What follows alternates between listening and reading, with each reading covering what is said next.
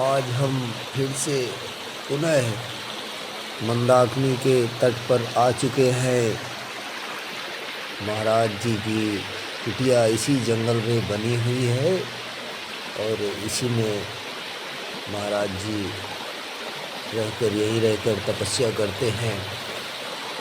कुछ दर्शक हमारे कह रहे थे कि महाराज जी का एक और वीडियो बनाओ, तो हम पुनः फिर से महाराज जी के दर्शन के लिए इसी मंदाकिनी के तट पर और वहीं पर आए हुए हैं।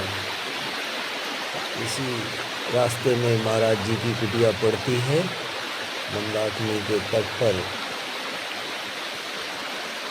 और महाराज जी बहुत ही दुर्लभ और अद्भुत संत हैं। वो दिन में 2 बजे ध्यान से उठते हैं ताकि अपना रात दिन तप और साधना करते रहते हैं। और ये मंदाकिनी है जहाँ महाराज जी इसी घाट में स्नान करते हैं। यहाँ तो जगह जगह कम से कम करीब 500 से लेकर 1000 घाट इसी तरह छोटे छोटे बने हुए हैं जहाँ ऋषि मुनि कुटिया बनाकर रहते हैं। और देखिए ये भी एक कुटिया है मंदाकिनी किनारे जो सामने दिख रही है। इसी कुटिया के आगे महाराज जी की कुटिया है। इसी रास्ते पे वो सामने महाराज जी की कुटिया दिख गई। और अभी हम महाराज जी की कुटिया पहुंच चुके हैं और चलकर महाराज जी से फिर से धर्म और ज्ञान की बातें सीखते हैं और दर्शन करते हैं। ऐसे संतों के दर्शन बहुत ही दुर्लभ हैं। आप लोग भी कभी चित्रकूट के इन जंगलों में आइए, आपको रामायण काल की अभिभूति होगी। ये मेरा वादा है। बिल्कुल रामायण काल नज़र आता है चित्रकूट के जंगलों में। बहुत शांति है यहाँ। बहुत ऋषि मुनि तपस्या करते हैं गुफाओं में, कंदराओं में। देखिए महाराज जी इसी झोपड़ी में रहते हैं जो मंदिर के बगल वाली है और बहुत ही साधारण जीवन जीते हैं।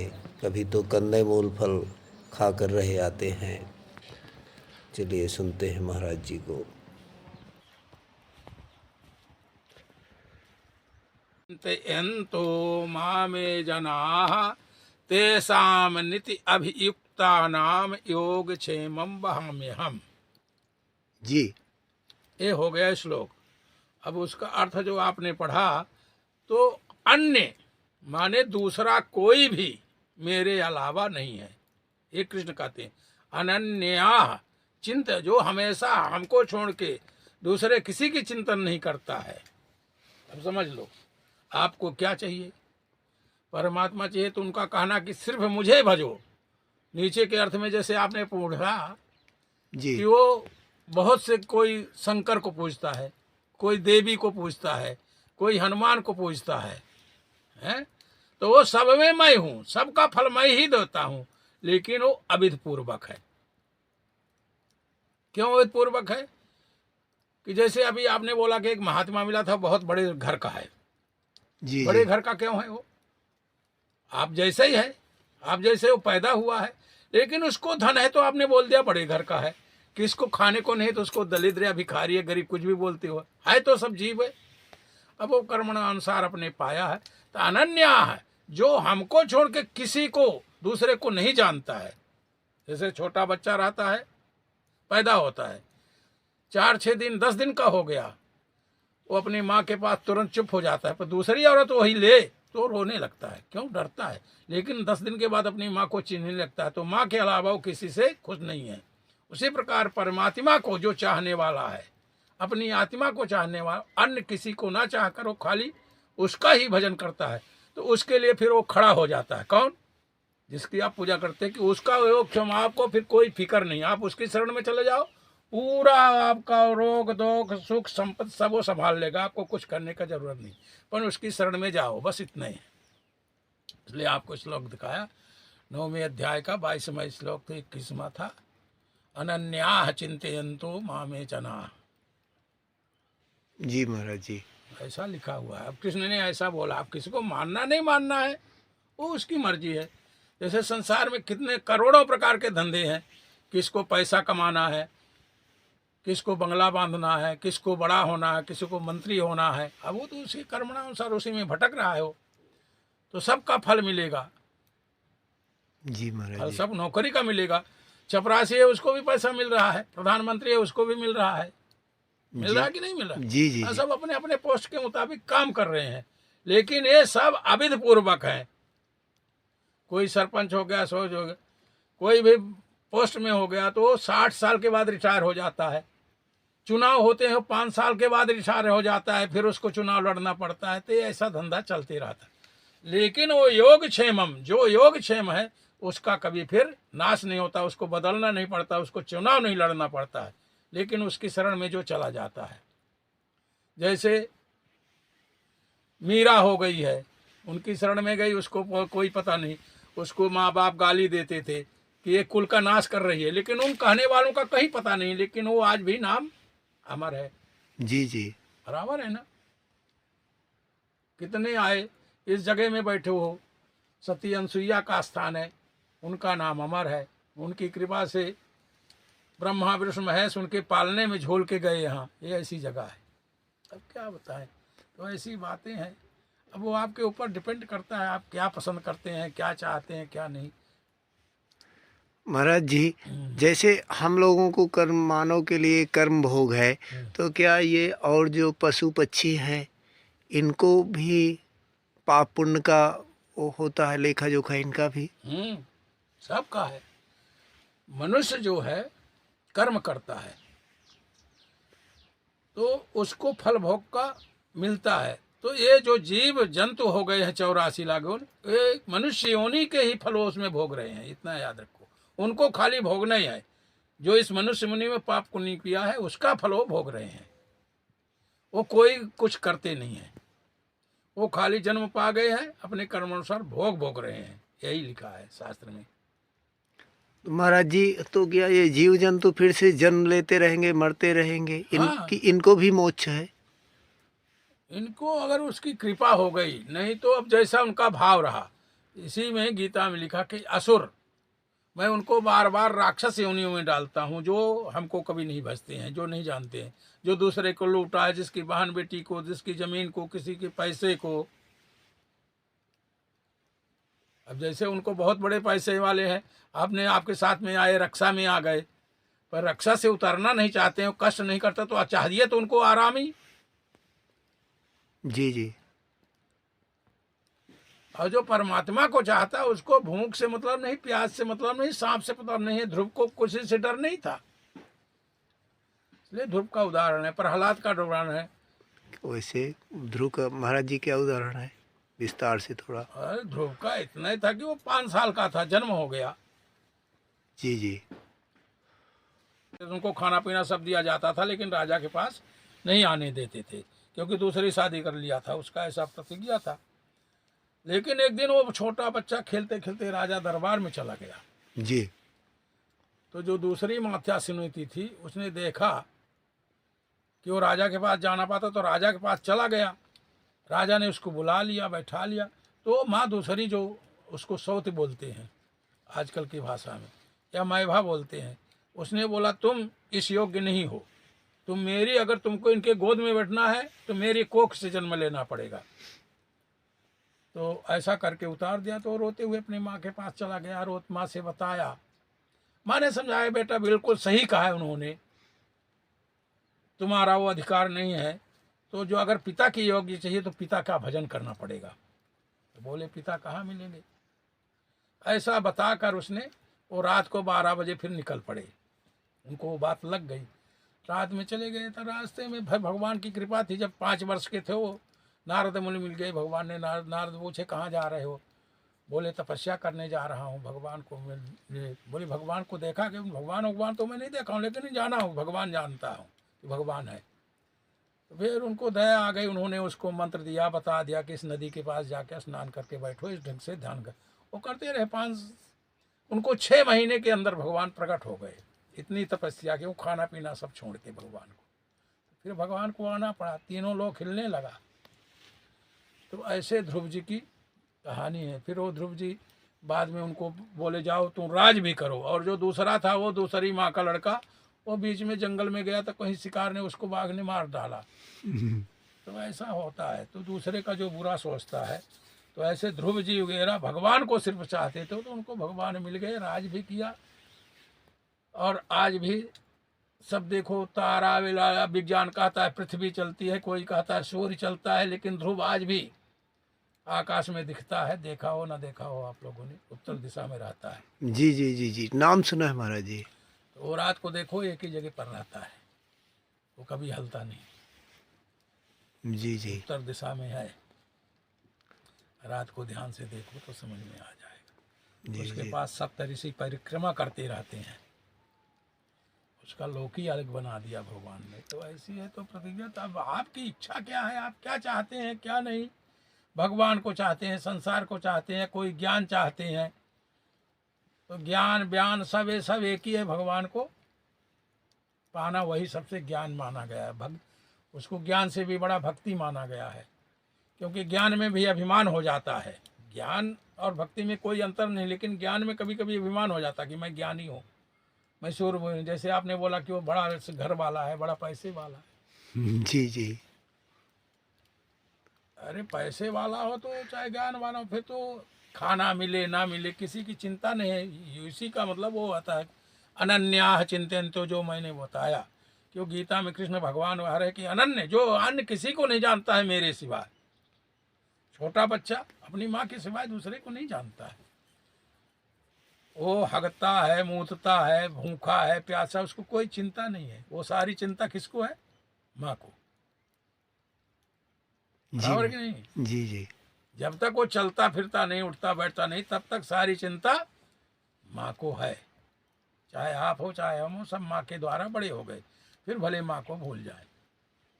उसी प्रकार जो भगवान को चाहता है, भगवान के अलावा कुछ नहीं चाहता है, उसको भगवान फिर वो माँ के माफक, उन्होंने कहा कि मैं उसका माँ बन के रक्षा करता हूँ जो मुझे चाहता है।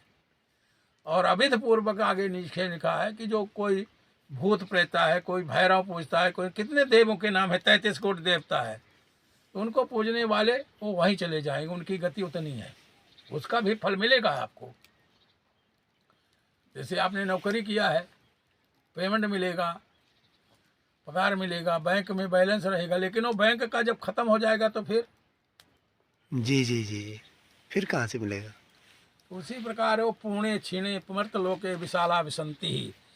वो पुण्य जब तक रहता है तो लोग स्वर्ग में वास करते हैं, पुण्य खत्म हो गया तो फिर यहीं फिर वही जो आपने बोला कि वो अविध पूर्वक इसलिए है कि बार बार फिर जन्म लेना पड़ेगा और मरना पड़ेगा। और जो परम योगी है वो मरने से जीने से डरता है, इसमें दुख है। ये संसार क्या है, ये शरीर कितना कच्चा है, थोड़ा सा कांटा लग गया तो घुस जाता है। जी जी है, इसका अहंकार इसमें इतना बड़ा है, लेकिन थोड़ा भी किधर भी खरोच लग गया कि शरीर इतना कच्चा है और अधम है और नाश्वर है, इसका कभी भी प्राण निकल सकता है। उसी को जीव कहा गया है। और इन जीवों को संभालने वाला जो सबका मालिक है वो अंशी परमात्मा कहा गया है। ऐसा इतनी बातें हैं बस। जी और फिर दुनिया इस समुद्र का पार नहीं है, कितने तैरते रहो, कितना बड़ा। उसी प्रकार ये संसार के व्यवसाय हैं, कितने इनका खत्म नहीं हो सकते हैं। जी ये धरती का ये राख को आप गिन सकते हो, जी जी लेकिन परमात्मा की लीला कितनी बड़ी विस्तार है उसको कोई गिन नहीं सकता है, न जान सकता है।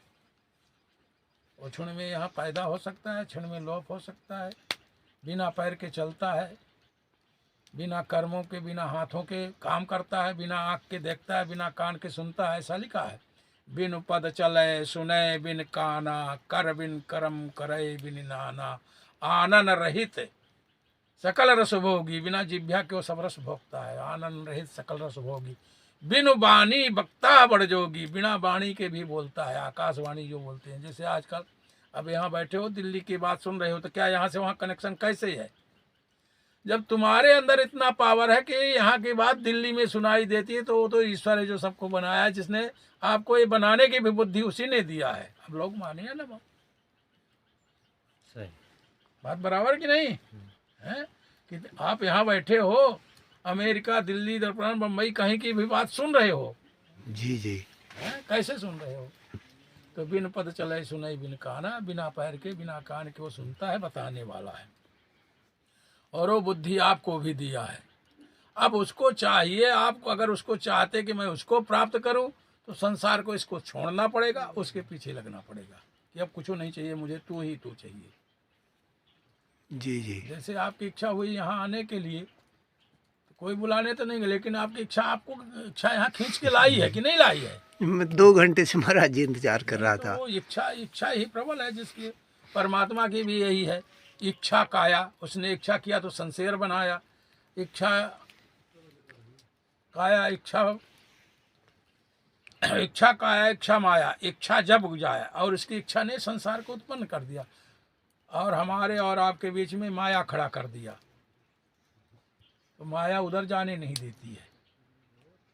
जैसे कोई बड़ा सेठ है, बड़ा व्यापारी है, बड़ा मिलिट्री कमांडर है, कोई भी है, उसके यहाँ पुलिस लगी रहती है, चक्कर लगे रहते हैं चेहरेदार की, वहाँ जा नहीं सकते हो, वो आपको रहने मिलने नहीं देते हैं। उसी प्रकार ये माया वो परमात्मा को मिलने नहीं देती है। तो उसके लिए भजन करना जरूरी है, अगर जो चाहिए। भजन कोई करता नहीं है जल्दी। सब आए तो यहाँ खाया पिया मौज किया, कोई बंगला बनाया, कोई घर बनाया, कोई दक्षिणा लिया, कोई कुछ भी किया। दक्षिणा लेना अब कहेंगे तो नाराज होंगे, लेकिन ये बुरी बात नहीं है, लेकिन उतना ही लो जितने में आपका गुजर हो जाए। अब जैसे यहाँ आग जल रही हो, इतनी ठंडी में झोपड़े में गुजर हो रहा है कि नहीं हो रहा है? जी जी जी महाराज जी। और जो हवेली बांधा है 7 मंजिले का, 100 मंजिले का, बड़े बड़े कुकुर पीकर पाल के रखा, बड़ा नौकर रखा है, वो भी तो एक दिन छोड़ के जाएगा कि नहीं जाएगा? जी महाराज जी। लेकिन उसको बोलते हैं बड़ा पैसे वाला है। महाराज जी आज भाई आप सब तो मनुष्य सबसे बड़ा ज्ञानी, हाथी बाघ शेर सब जानवर हैं, तो मनुष्य सबसे बड़ा क्यों माना गया है? सीधा प्रश्न है ना। आहार निद्रा भय मैथुनम सामानम ये तत्पशु भी नराणाम। लेकिन वो इसलिए है कि उसके अंदर धर्म है। धर्मेण हीना पशु भी समाना। उसका धर्म नहीं जानता है तो पशु के समान है। बिना सींग और बिना पूंछ का वो बैल है।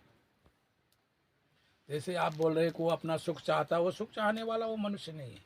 जी जी वो ऐसा है कि हमारे बदल किसी को तकलीफ ना हो, किसी को कष्ट ना हो। परमात्मा ने जो राम बोले, राम ने यही किया ना। यहाँ भी आए तो उन्होंने कहा कि किसी को हमारे बदल कष्ट नहीं होना चाहिए, जो मेरे से उद्वेग को ना प्राप्त हो। वो खुद कष्ट सहे, खुद जमीन में बिना जूतों के चले, जमीन में सोए।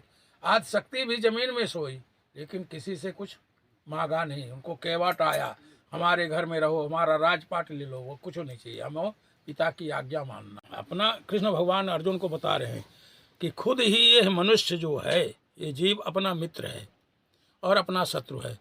अच्छी चीज़ों को पकड़ता है, ज्ञान को, वैराग्य को, तो मित्र है। और यही दारू पिएगा, बीड़ी पिएगा, चोरी करेगा, डाका करेगा, काम क्रोध लोभ मद मत्सर ये सब पकड़ेगा, तो अपने जो आपने पूछा था कि हाथी घोड़ जीव जंतु क्यों, तो ये उसी लिए उन योनियों में फिर जाना पड़ेगा, इसलिए वो शत्रु है। जी जी आप अपनी आत्मा का हत्यारे हो और आप ही इस आत्मा के उद्धार करने वाले हो। ये तुलसी बाबा ने ऐसा घोषणा की है, राम ने बताया। कैसे उद्धार करने वाले हो? आपने भजन कर लिया, अगर प्रभु को प्राप्त कर लिया, तो ना तो माँ के पेट में जाना पड़ेगा, ना संसार में किसी का लेना देना नहीं पड़ेगा। भाई किसी से कर्जा लिए हो तो दोगे कि नहीं दोगे? और नहीं दोगे तो नाराज होगा कि नहीं होगा? मर्डर करेगा कि नहीं करेगा वो पैसे के लिए? जी जी खुद की औरत करते हैं, शादी बनाते हैं, लेकिन उसको खाना पानी ना दो तो छोड़ के चली जाती है। जी जी आज का जो कैसा है। और एक ऐसी होती है कि इतने कष्ट हो नहीं जाती है, वो पतिव्रता कहलाती है। जी जी एक पतिव्रता कहलाती है, एक दुष्ट कहलाती है। जी जी तो जो अपना सुख चाहती है, अपना भोग चाहती है, वो दुष्ट कहलाती है। और जो अपना नहीं, आपकी खाली सेवा करना चाहती है, वो पतिव्रता है, इसलिए सती अनसुईया का नाम पतिव्रता में है। उन्होंने कुछ मांग नहीं की। जी जी। और आज के आपके सामने ऐसा सब चल रहा है, देख लो। इसलिए अपना आत्मा का खुद, जो न तरय भव सागर, जो न तरय भव सागर नर समाज पाए, जो इस संसार तार को नहीं पार कर सकता है, मनुष्य का शरीर पर के, वो अपनी आत्मा का हनन करने वाला है। वही सबसे बड़ा दुष्ट पाप यही है कि आप अपनी आत्मा को, ये शरीर छूटेगा कि नहीं छूटेगा, किसका भी हो, राजा रंग फकीर, जीव जंतु पेड़ पौधे अमृत लोग, सबका शरीर नाश होने वाला है। समझ में आया कुछ कि नहीं आया? जी जी। सब छूटने वाला है, कुछ बचने वाला नहीं है। तो ये शरीर छूटने के बाद फिर हमको पता नहीं है कि हम सांप होंगे कि बिच्छू होंगे, कुत्ता होंगे, देवता होंगे, राक्षस होंगे, क्या होंगे। तो वही आत्मा का हनन हो गया कि नहीं हो गया? जी जी। आज इतना बड़ा बढ़िया कोट, इतना ठंडी लग रही, गर्मी लग रही है, हमको चलने को तकलीफ नहीं, जूता चाहिए। अकल कुत्ते हो गए तो कौन सा जूता मिलेगा, कौन सा भोजन मिलेगा? और ये शरीर तो छूटना ही है। अब कर्मण्य व अधिकार, कर्म के अनुसार वो जीव मिलने वाला है। अंतमति सो गति, अंत में जहाँ विचार है आपका, वो शरीर मिल जाएगा। बस इतना ही है, संसार में इतने समझना है, और कुछ है नहीं। दुनिया लोग कितने, कृष्ण भगवान ने कहा है वेद बाद व्रता, वेदों में जो बात बताई गई वो तीन ही धर्म का है, उसके ऊपर भी उठना पड़ता है। परमात्मा उसके ऊपर है, क्योंकि वेद को किसने बताया? परमात्मा ने ही बताया ना कि इस ढंग से चलना, तुम इस ढंग से रहना। जी। तो ये संसार जो है, महापुरुष कहे गए हैं जो अच्छे रास्ते से चले हैं, और उन्हीं रास्ते से हमको चलना चाहिए। अब दोनों का है, साथ में है, राम भी है रावण भी है। अब आपको, आपके ऊपर है, रावण वाला रास्ता लेना है या राम वाला, कृष्ण वाला रास्ता लेना है या कंस वाला, धर्मराज युधिष्ठिर वाला रास्ता लेना है या दुर्योधन वाला। तो ये तुम्हारे अंदर यही युद्ध है, कोई लंका में युद्ध नहीं हुआ है, तुम्हारे अंदर का ही युद्ध है। अब तुम बुराई चाहते हो वो भी, और अच्छाई, तो दोनों का युद्ध तो होगा, यही युद्ध है। महाराज जी, आजकल कोई पाप करने से डरते नहीं है। भाई एक युग ही ऐसा बोला कि पाप करने का युग है। पहले लोग चलते थे, अपने बराबर वाली लड़की को बहन बोलते थे, अपने से छोटी को बेटी बोलते थे, अपने से बड़ी को माँ बोलते थे। आज कोई वो बात रह रही है क्या? आज या वैकुंठ में ले जाओ, या बचो या बूढ़ो, ये सब आपके हाथ में। इसलिए कृष्ण भगवान ने कहा कि तुम खुद अपनी आत्मा के उद्धारक हो और अपनी आत्मा के डुबाने वाले हो। अभी ऐसे आपने बोला ऑटो रिक्शा लाया है, गाड़ी लाया है, छत्र लाया है, मचाए, नमक रोटी ना मिले, भूखे रह जाओ, तो भी अपनी आत्मा में रमण करो। वो देने वाला है, उसका भजन करो। उसने जो अपने, वो भी सुख दुख उसके पूर्व जन्म के, और आज की कमाई आगे मिलेगी। जी जी। है किसी ने कहा कि पूरब की कमाई पश्चिम में गमाई। पूरब की कमाई, पूरब की क्या है? जी। पूर्व जन्म के पहले की जो कमाई है वो आज मिली हुई है। दिल के दलालों ने, दिल्ली के दलालों ने सौदा बिजार दिया। दिल्ली दिल है ये, गाने वाले ने लिखा, समझने वाले कौन समझेगा? दिल्ली के दलालों ने सौदा, दिल्ली के दलालों कौन है? ये दिल है अपना, इसमें काम क्रोध बजे हुए हैं। वो बोलते चलो बीड़ी पियो, चलो शराब पियो, चलो वो किसी की लड़की पकड़ के लाओ। और कोई चाहता है कि वो भगवान है, उसकी माँ पकड़ो, उसको माँ समझो, प्रणाम करो, उसकी रक्षा करो। दोनों में इतना अंतर है, बस यही ज्ञान है, और क्या है? और यही अज्ञान है। अपनी आपने पढ़ा ना कि अविध पूर्वक है, तो वो अविध पूर्वक है। हम किसी की लालच चाहते हैं, हम काम नहीं करना चाहते हैं, खाना चाहते हैं, ज़बरदस्ती लौट गए, चलो मेरे को खिलाओ, मेरे को ये चीज़ दो। अभी तुम्हारे सामने वो लाया, कंबल लाया कि नहीं लाया? वो भी तो कोई आया है, दानी, दान दे के गया। उसने अभी गिना रहा था ना, 5 किलो चावल दे के गया, कंबल दे के गया, शक्कर दे के गया, दाल दे के गया। तो एक वो भी है। और एक आदमी आता है कि साधुओं को लूट के ले जाता है। एक आदमी वहां से आके दान दे के गया है, और एक आदमी यहाँ आके आगे चलो खिलाओ, कहेगा साधु महात्मा। तो उसके लिए होनी फिर बनी हुई है, कुत्ता बाघ शेर सब होना पड़ेगा। जी जी। और जो ऐसा कंबल बांध दान कर रहा है उनको हो सकता है भगवान की दया से अच्छे सुख मिलेंगे, अच्छे धन बाल। जैसे अभी वो मच्छरदानी लगा के, वो पूर्व का कमाई है। किसी को सताया तो आगे चल के वो बचेगा नहीं, जी जी क्योंकि वो बिना आँख के भी देखता है, वो तो देख रहा है। और हमारी तुम्हारी ज़िंदगी का 10 साल 15 साल बीत गई माँ के भरोसे, 15 साल के बाद शादी हो गई तो औरत के साथ मज़ा किया, बुढ़ापा आ गया तो खुद का बेटा फिर पानी नहीं देता है। जी जी खुद का बेटा फिर बुढ़ापे में खुद की पत्नी पानी नहीं देती है। जो पतिव्रता होती है वही सेवा करती है। जी जी बस इतना ये संसार का खेल है। अब इस संसार को जो मान लिया है तो उसमें करते रहता है। वो कहीं घर बनाएगा, कहीं पैसा कमाएगा, कहीं कुछ, चलो आगे उन्नत कर ले, ये उन्नत। आज विज्ञानी लोग देखो, ये विज्ञान मोबाइल बना दिया। पहले ट्रांजिस्टर था, मोबाइल था, और डब्बे वाले फ़ोन था। आज ऐसा फ़ोन हो गया, टीवी हो गई। ये सब 50 साल के अंदर हुआ, अभी ज़्यादा जी, नहीं हुआ है। जी जी मोबाइल का आविष्कार कितने साल हो गया, किसने किया? पता नहीं महाराज जी, हम तो जब से देख ही रहे हैं 10-20 साल से, 25 नहीं साल तो ज़्यादा से ज़्यादा 50 साल हो गया। जी जी पहले किसी को संदेश भेजना तो टेलीग्राम जाता था, लेटर चिट्ठी जाती थी। अब चिट्ठी लेटर बंद हो गया। अब ऑनलाइन यहाँ से बैठे बैठे जो चाहो मंगा सकते हो।